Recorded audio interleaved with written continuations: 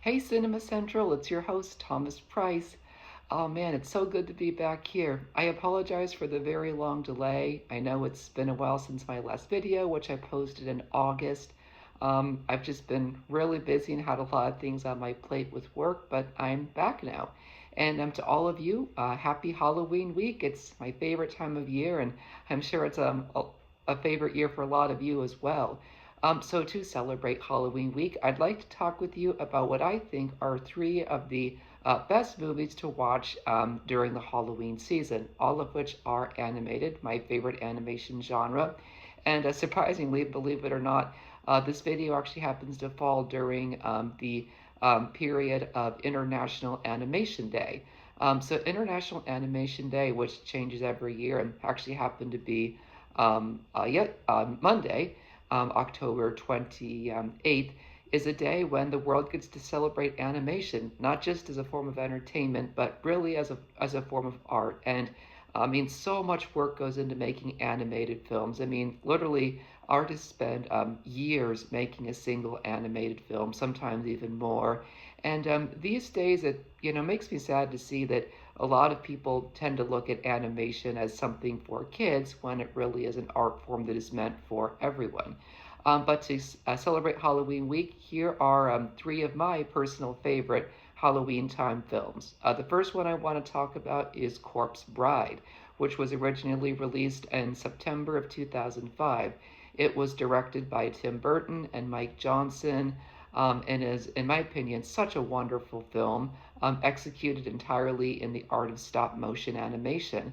The movie takes place in a European British village in the 19th century and follows Victor Van Dort, a 19-year-old man who is licensed to wed Victoria Everglot, the beautiful daughter of the village's oldest and most famous couple, Finis and Madeline Everglot.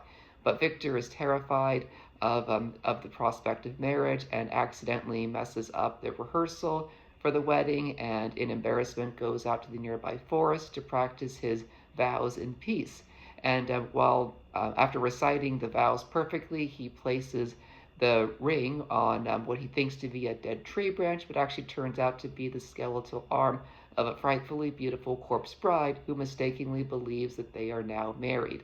The bride, named Emily, takes Victor to her homeland, the underworld, which is a lot more colorful and lively, no pun intended, than the world above. But Victor struggles to let her know that there's been, pun intended, a grave misunderstanding. Meanwhile, up on the surface, Victoria's parents decide to have her marry a dastardly newcomer named Lord Barkis Bittern instead, unaware that Lord Barkis has more sinister plans of his own. The film's story is actually, believe it or not, based upon an old Russian Jewish folk tale about a living man marrying a dead woman. And it was first told to Tim Burton and his good friend, the late Joe Ranft, a long time ago, and thankfully Tim was able to help bring it to the big screen. Um, what I love about this movie, of course, is not just the animation, but the characters. You've got an incredible cast of characters voiced by brilliant people. You have Johnny Depp as Victor Van Dort. You have Helena Bonham Carter as the Corpse Bride. You have Emily Watson as Victoria Everglot. You have Paul Whitehouse and Tracy Ullman as Victor's parents, William and Nell Van Dort. Of course, you have Albert Finney and Joanna Lumley as the Everglots. You have the late Michael Gough as the underworld's ruler, Elder Gutneck. And of course, Richard E. Grant as Lord Barkis Bittern. So you've got a really great cast of characters. And Corpse Bride is spooky in a sense, but it's also very charming, sweet, sometimes poignant too. I mean, we literally get to feel for the characters, but it's also wonderfully funny, which is something that Tim Burton really can bring to his horror-esque films, making them entertaining and not just all scary and blood and gore. Of course, the film features a beautiful musical score by Tim Burton's longtime friend and collaborator, Danny Elfman, who also wrote the songs for the film. Fun fact, I should say a fun piece of trivia, in the film, Victor sits at a piano that has the name Harryhausen embroidered on it.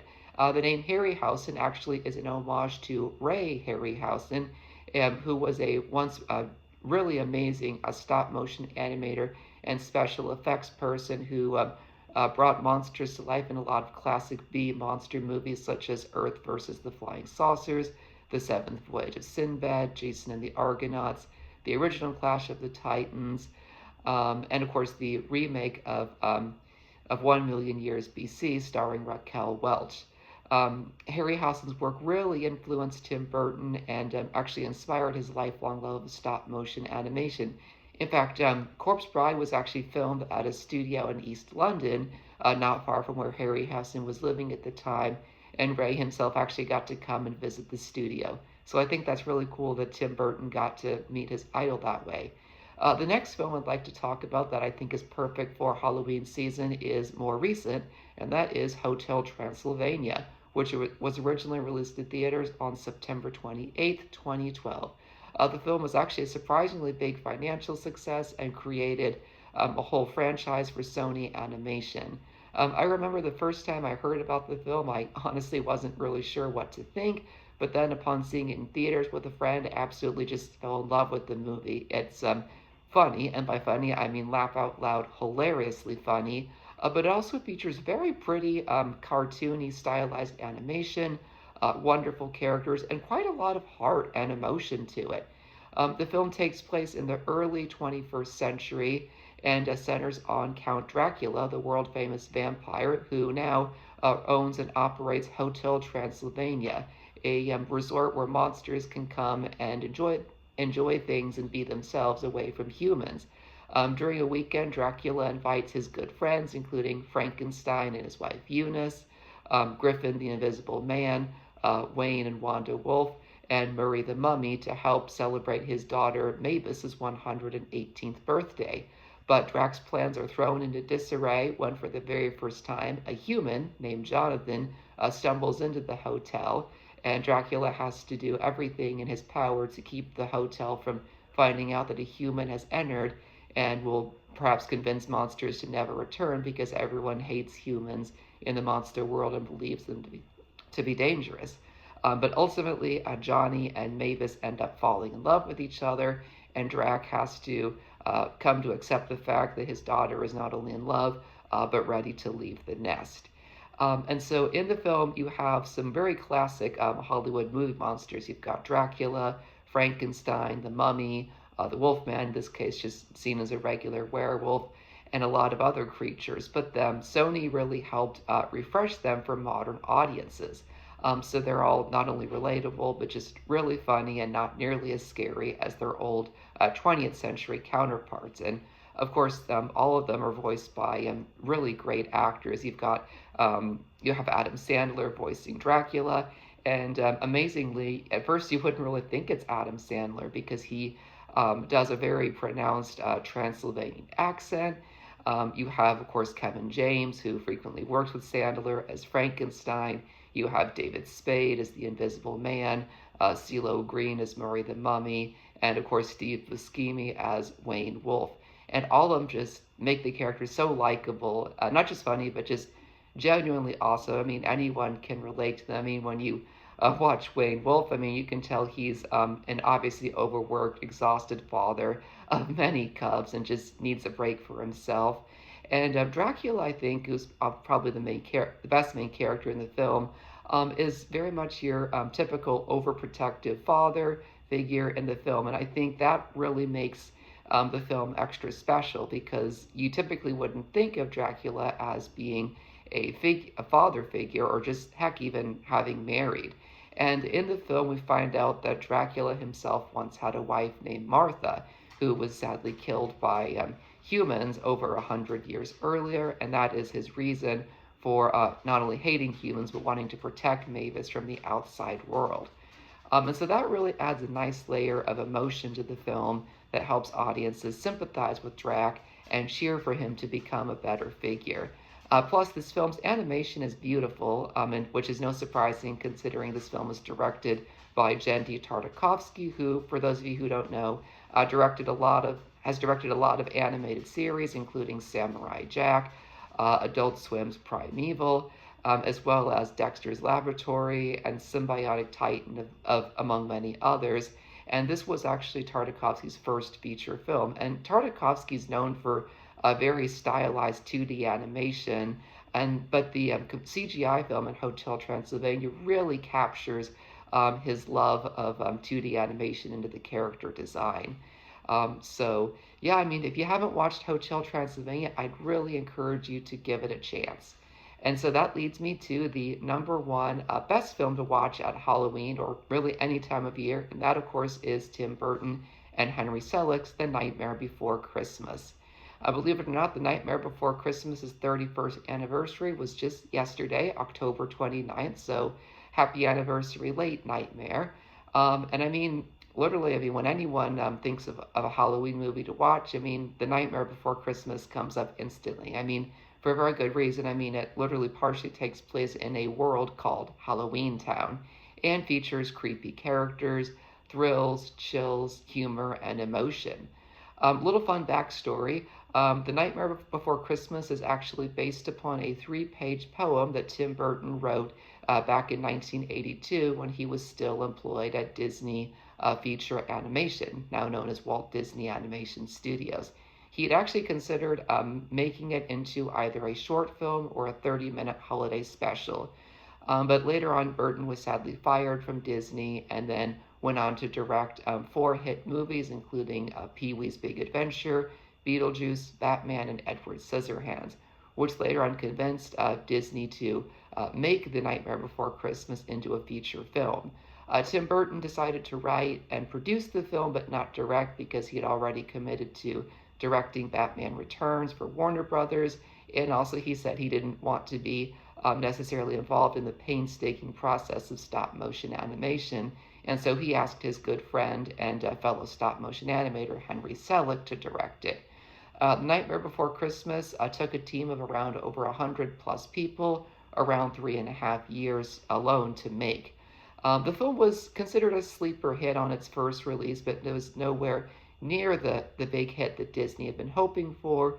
But now, over 30 years later, it is a film that people not only watch, but absolutely love and adore.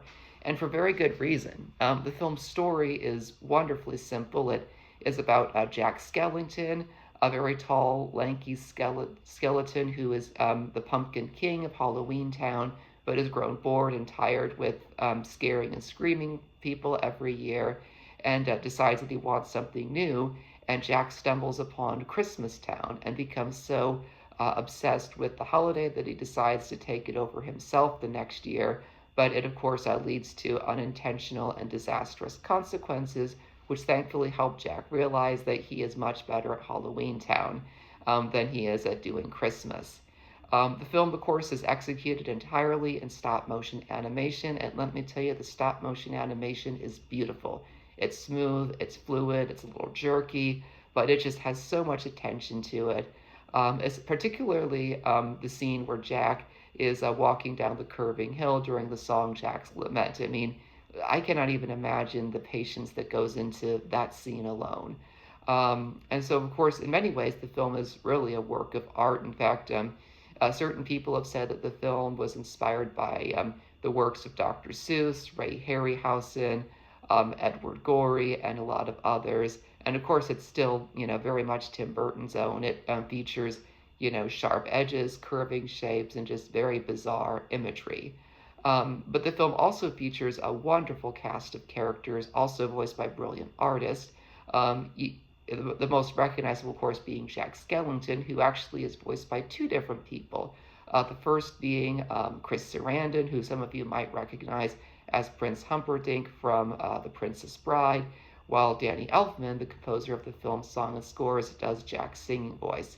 Jack is awesome. He's a tall, lanky skeleton, but he's as human as you can bet. He feels lost in the story, and not only realizes that that Halloween Town is his place, but he also finds love with Sally, the kind ragdoll Frankenstein-esque creation of Halloween Town's own mad scientist, Dr. Finkelstein.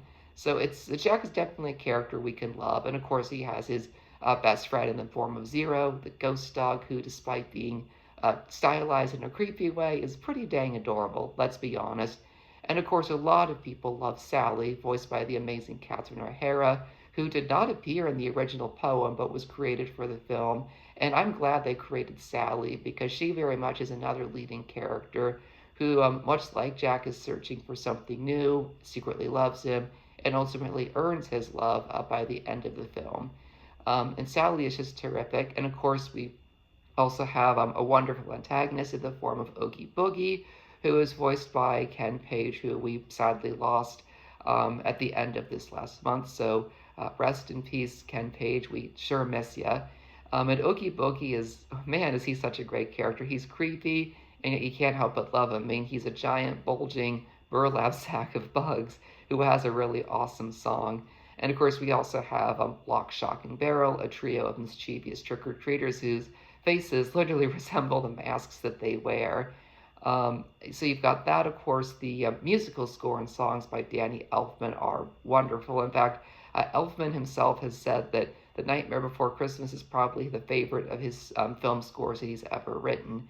In many ways, his score and songs deserve to be nominated for Oscars, but unfortunately we're not. Of the songs of the film that are most memorable, of course, This Is Halloween is certainly one of the best because it is the opening song that introduces us to the world of Halloween Town.